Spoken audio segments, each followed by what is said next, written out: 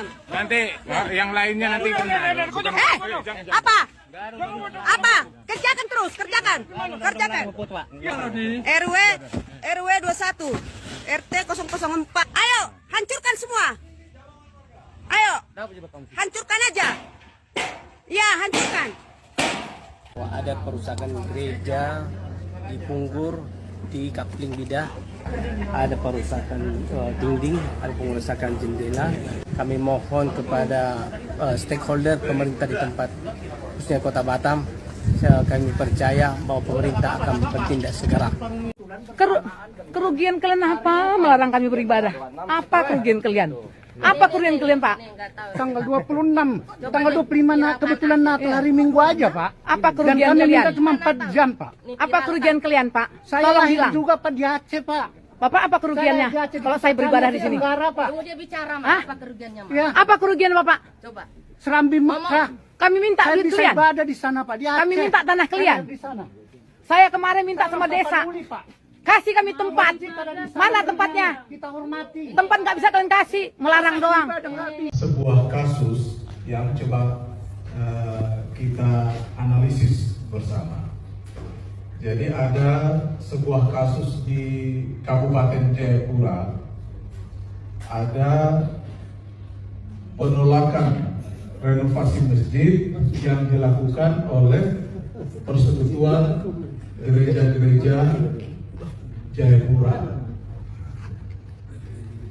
Nah, kami coba menganalisis kasus ini dengan menggunakan metode Google Test, bahwa fenomena yang terjadi atau eventsnya adalah aksi saling tolak pendirian atau renovasi rumah ibadah.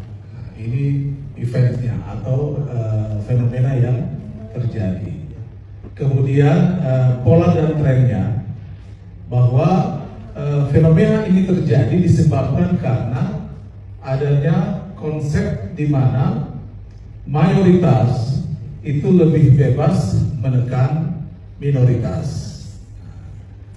Kemudian dipicu juga oleh adanya struktur dan sistem di mana konsistensi penerapan peraturan bersama nomor 9 dan 8 tahun 2006 ya tentang izin pendirian rumah ibadah ini yang belum secara konsisten dilakukan ya dalam bentuk sosialisasi dan sebagainya oleh FKUB.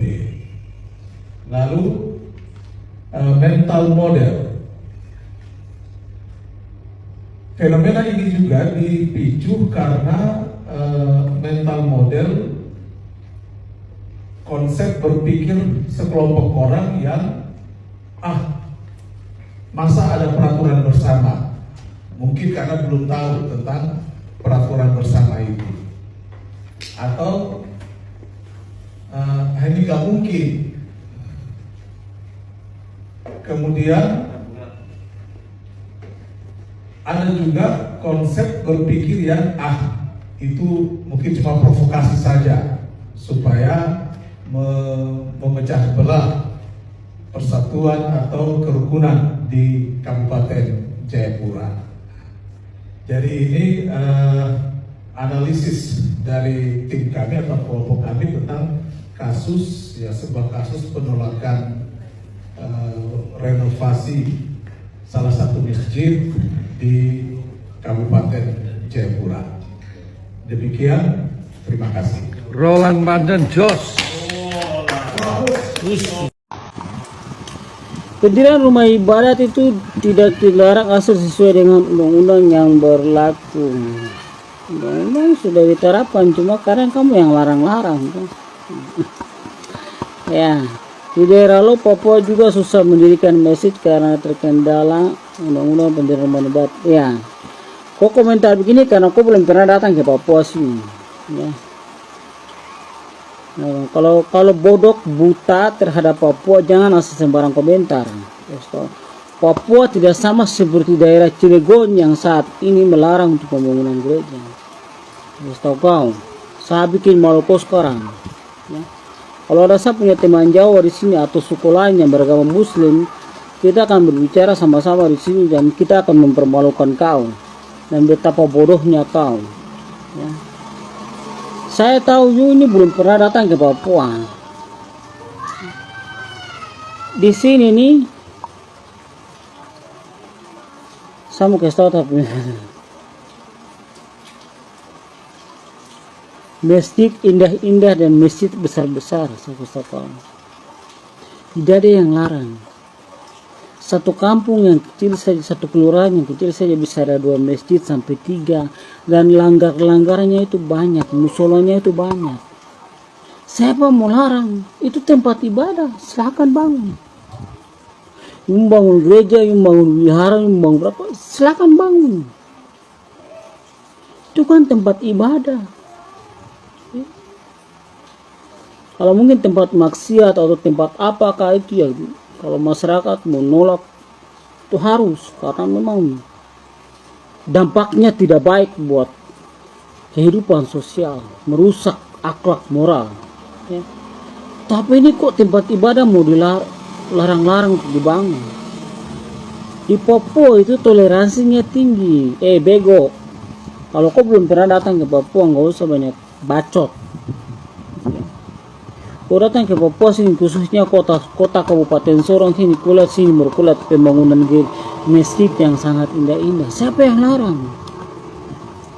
Tidak ada umat Kristen yang larang, nggak ada sama sekali.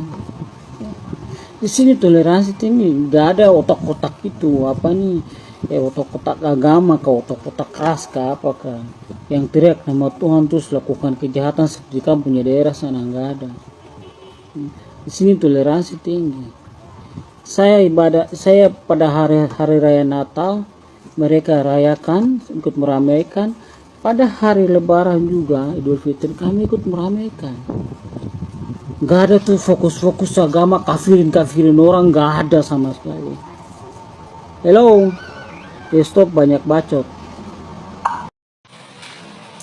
Ada lagi yang viral nih, kota Cilegon itu menolak pembangunan gereja. Saya mau ketawa sih sebenarnya. Kenapa Indonesia kok hari ini masih begitu ya, lucu gitu lah. Oh iya, Anda tahu NTT kan, provinsi saya itu kota dengan mayoritas Katolik, provinsi dengan mayoritas Katolik, dan setiap kotanya itu dijuluki kota 1000 gereja. Ya, Kristen juga banyak sekali di sini. Artinya mayoritas Kristen lah ya. Tapi tahukah Anda, di NTT kami yang terkenal dengan kota ribuan gereja itu, jumlah masjidnya juga itu tidak terhitung di sini. Banyak sekali masjidnya. Kalau kami saja di daerah yang mayoritas Kristen dan Katolik memberi ruang yang begitu luas kepada kaum Islam untuk mendirikan rumah ibadahnya, masjid, lantas di sana kok begitu ya? Ayo datang ke sini. Ya, jadi soal gereja yang di Tempe Tengah, saya ingin sampaikan bahwa proses perizinannya sudah sesuai dengan undang-undang, sesuai dengan aturan.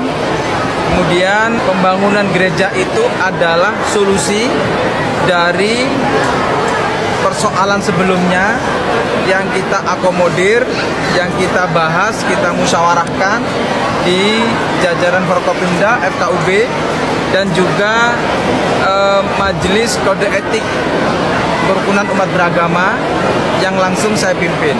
Semua berpendapat, Majelis Ulama Indonesia berpendapat, tokoh-tokoh agama, pimpinan gereja.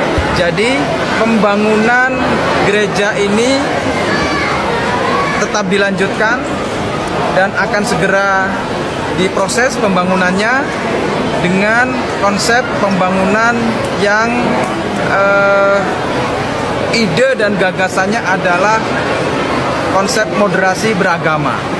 Jadi berdampingan antara gereja dengan Masjid Ghoirul Jami. Jadi Masjid Ghoirul Jami itu adalah masjid yang tidak digunakan sebagai Jumatan. Dan istilah Masjid Ghairul Jami ini juga atas pertimbangan yang disampaikan oleh Majelis Ulama Indonesia.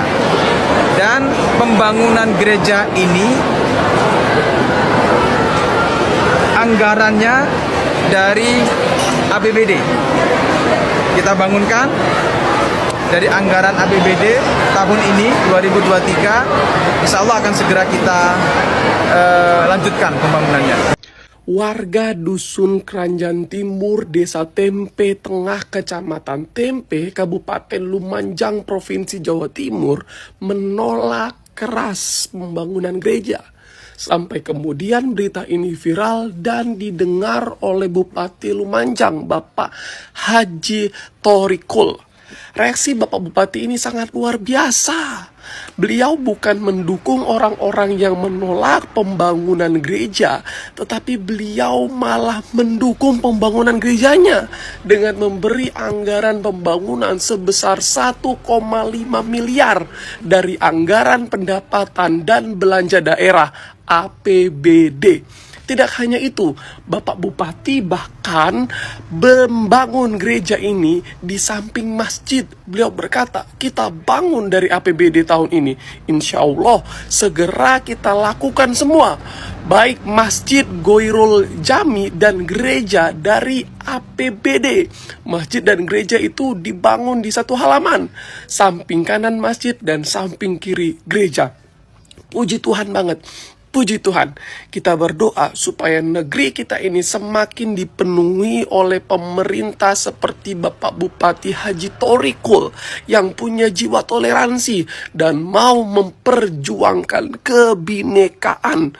Tidak seperti si Ibu Bupati yang punya bakat joget-joget itu, si Ibu Bupati aneh. Maksudnya Ibu Bupati aneh yang nutup gereja GKPS itu loh.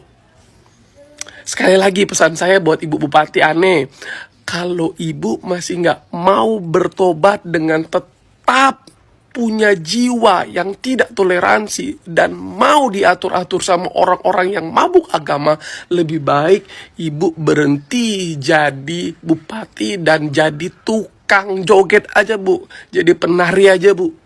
Dan pesan saya pada yang terhormat Bapak Bupati Haji Thorikul, terima kasih Pak sudah mau menjadi pejuang Pancasila.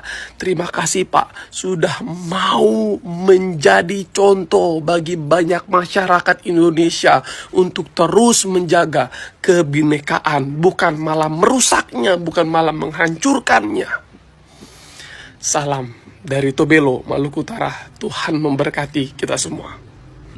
Ya, sekalipun dari antara mereka orang-orang yang bisa dikatakan benci, bahkan berniat untuk menghalang-halangi umat Kristen untuk beribadah, tetapi Tuhan itu baik. Dia Maha Kasih. Dialah yang menjadi panutan kita. Seperti apapun yang dilakukan oleh orang-orang kepada umat Kristen, kepada hamba-hamba Tuhan, kepada gerejanya, namun gereja tetap terbuka dan mau melayani siapapun yang datang kepada Tuhan. Tidak ada benci, tidak ada dendam, tidak ada serangan balasan. Yang ada hanyalah pengampunan. Baik saudara-saudaraku yang diberkati oleh Tuhan, kiranya video ini menjadi berkat bagi kita semuanya. Kita dukung semua para hamba Tuhan yang mau terbeban, bahkan berkorban untuk melayani jiwa-jiwa siapapun dia. Karena kita tahu ketika kita melakukan ini, kita sedang membawa nama baik, kuasa nama Yesus, nama di atas segala nama yang olehnya kita dapat diselamatkan. Sampai jumpa di video berikutnya. Tuhan Yesus memberkati. Shalom.